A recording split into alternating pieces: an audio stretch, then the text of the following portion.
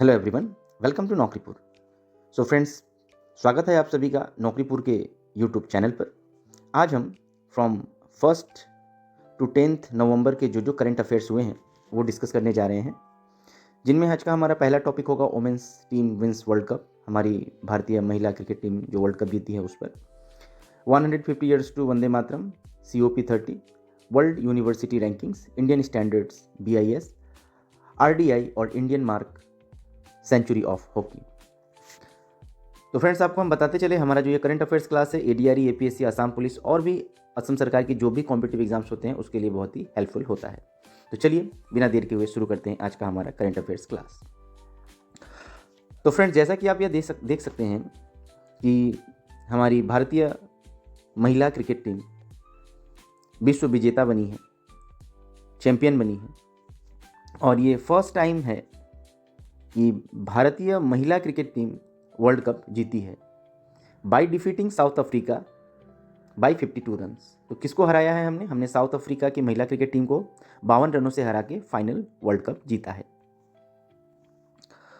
जिसमें यह खेल DY पाटिल स्टेडियम नवी मुंबई में 2 नवंबर 2025 को खेला गया है। तो भारत ने पहले बैटिंग करते हुए 298 रन्स का स्कोर खड़ा किया 7 विकेटों पर। हालांकि यह खेल बारिश के लिए थोड़ा सा डिले हुआ और इन 298 रनों में 87 रन्स जो है वो शेफाली वर्मा और दीप्ति शर्मा ने 58 रन्स का योगदान दिया। एक समय तो ऐसा लग रहा था कि भारतीय महिला क्रिकेट दल जो है वो 350 से अधिक स्कोर कर लेगी, लेकिन आयाबोंगा खंखा जिन्होंने 58 रन देकर 3 विकेट लिए और भारतीय दल को 300 रनों के अंदर ही सिमट दिया। जवाब में जो साउथ अफ्रीका की कैप्टन है, जिनका नाम लूरा वॉल्वोट है, जिन्होंने 101 रनों की शानदार पारी खेली, पर जैसे ही वो आउट होती है 42वें ओवर में, साउथ अफ्रीका की सारी जो आशाएं हैं वो भी उनके साथ चली जाती हैं। 246 रन 45.3 ओवर्स में यह दल कर पाती है साउथ अफ्रीका की, और दीप्ति शर्मा जो एक ऑलराउंड सुपर परफॉर्मेंस के लिए जानी जाएंगी, जिन्होंने 300 के स्कोर को साउथ अफ्रीका को अचीव करने में बाधाएं डाली, और उन्होंने 5 विकेट, दीप्ति शर्मा ने 5 विकेट लिया केवल 39 रन देकर, 39 रन देकर, और इनके सुपर परफॉर्मेंस के लिए हमेशा इन्हें याद किया जाएगा। नेक्स्ट न्यूज़ खेल से ही जुड़ा हुआ है। तो देखिए, हमारा जो राष्ट्रीय खेल है हॉकी, जिसमें 100 ईयर्स के मार्क को पा लिया है। तो ये 100 ईयर्स किस तरह हमने पाया है?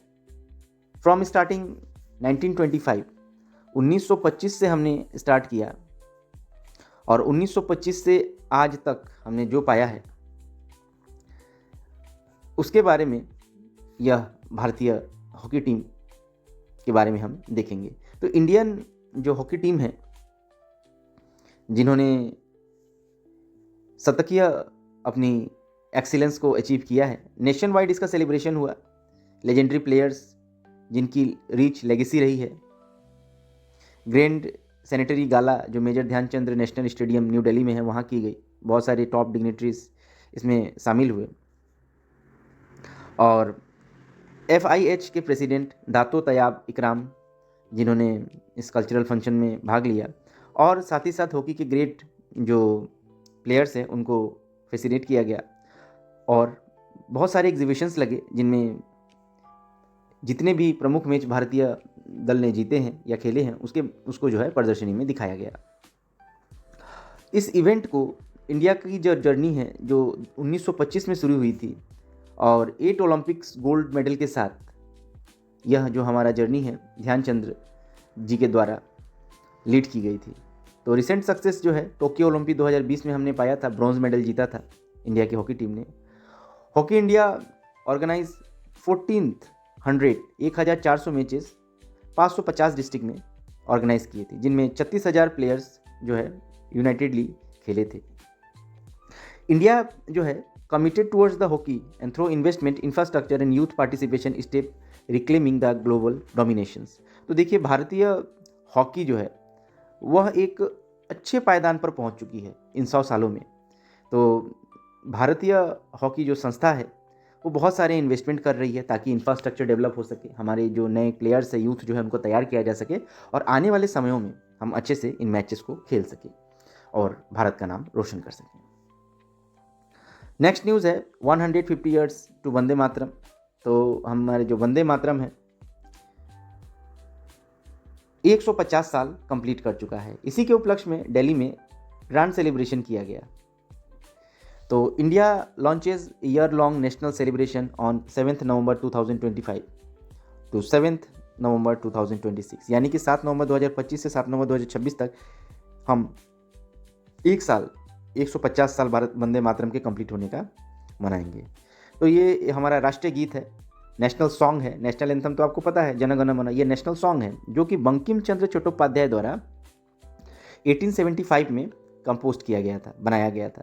The celebration began in Delhi with prime minister unveiling the commemorative points and stamps. तो हमारे प्रधानमंत्री श्री नरेंद्र मोदी जी ने कॉमेरेटिव पॉइंट्स और स्टम्प्स को 150 साल वंदे मातरम के कंप्लीट होने पर उद्घाटन किया। इस इवेंट्स में mass singing, cultural programmes, historic sites and educational outreach को हाईलाइट किया गया। यह गीत अपने आप में एक हिस्टोरिक पेट्रोटिज्म सिग्निफिकेंस रखता है। वंदे मातरम पहला फीचर किया गया था आनंद मठ।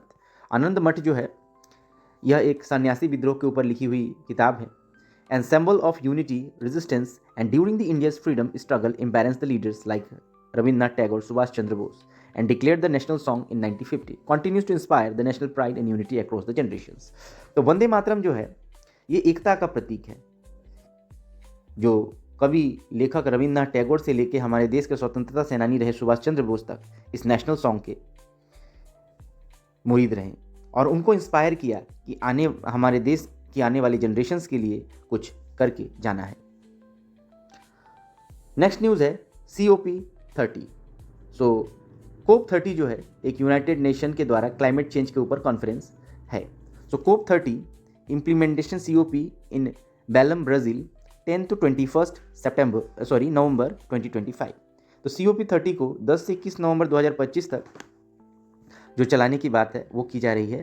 तो 13th UN climate change conference, यानी कि ये 30वां UN क्लाइमेट चेंज कॉन्फ्रेंस है जो बेलम, ब्राज़ील में हो रहा है। इसका जो फोकस है, turning the previous climate pledges and real action keep the global warming 1.5 degree Celsius. तो देखिए ग्लोबल वार्मिंग, विश्व तापन जो है दिन ब दिन बढ़ते जा रहा है। तो विश्व तापन को 1.5 डिग्री सेल्सियस के बिलो रखना इसका मुख्य लक्ष्य है। साथ ही साथ जो अमेजन फॉरेस्ट है, जिसे लंग्स ऑफ द वर्ल्ड भी कहा जाता है, विश्व में जो सबसे अधिक ऑक्सीजन गैस प्रोवाइड कराने वाली जो वन है, रेन फॉरेस्ट है, वो है अमेजोन। उसके अर्जेंसी, उसके protecting, acceleration the climate impact, इन सब चीज़ों पर ध्यान आकर्षित करना COP30 का मुख्य उद्देश्य रहेगा। की डिस्कशन की अगर हम बात करें तो प्रमुख जो डिस्कशन रहेंगे इसमें फाइनेंस, क्लाइमेट फाइनेंस के ऊपर, नेचर बेस्ड सोल्यूशन के ऊपर, फूड सिस्टम के ऊपर, रिफॉर्म्स, डिग्निटी, यूनिटी और ट्रांजिशन फॉर द वर्कर्स के ऊपर रहेगा। COP30 रिव्यूज़ करेगा progress and financial commitments for the COP29। तो COP29 से 30 में हम मूव कर रहे हैं। इसमें जो भी फाइनेंशियल कमिटमेंट्स हमने की थी पहले, उसको हम कितना अचीव कर पाए हैं, इस टारगेट्स को हम कितना इन्हेंस कर पाए हैं। Enhancing the climate target of the NDCS 3.0, इस पे भी हम जोर डालेंगे। चैलेंजेस की अगर हम बात करें, challenges include the absence of the major pollution corporation obstruction, tension between the development and conversion. Brazil president Lula da Silva aims to showcase the Brazil a global climate leader. तो challenges के साथ absence of the major polluters, corporate obstructions, जो भी tensions है development और conservation के बीच में, वो इसमें जो है डिस्कस किया जाएगा। साथ ही साथ प्रेसिडेंट लूला दा सिल्वा, जिन्होंने ब्राज़ील को एक ग्लोबल क्लाइमेट लीडर के रूप में पेश करने की पेशकश की है, इन सब चीज़ों के ऊपर भी ब्राज़ील ध्यान देगा। COP30 के आउटकम्स की अगर हम बात करें, the strengthen the international cooperation, foundation for the vulnerable national shaping of the global climate. तो vulnerable nation and shaping the global climate के ऊपर भी हम जोर डालेंगे। वर्ल्ड यूनिवर्सिटी रैंकिंग्स, तो देखिए वर्ल्ड यूनिवर्सिटी रैंकिंग हर साल ही आती है। तो इंडिया ने इस बार हर बार से बेस्ट जो है हमने अचीव किया है। QS world ranking, university ranking 2026 में 54 यूनिवर्सिटीज़ जो है making it to be global list from 46 in 2025। तो देखिए QS यूनिवर्सिटी रैंकिंग 2025 में 54 यूनिवर्सिटीज़ जो कि ग्लोबल लिस्ट में थी, हम अभी 46 में चल रहे हैं, जस्ट 11 इन 2014। तो देखिए हमने 2014 में केवल 11 यूनिवर्सिटीज़ जो थी वो ग्लोबल रैंक की यूनिवर्सिटीज़ थी, और अभी जो है 46 यूनिवर्सिटीज़ ग्लोबल रैंक में पहुंच गई है। इंडिया के लिए ये फोर्थ ग्लोबली एक बहुत बड़ा माइलस्टोन है।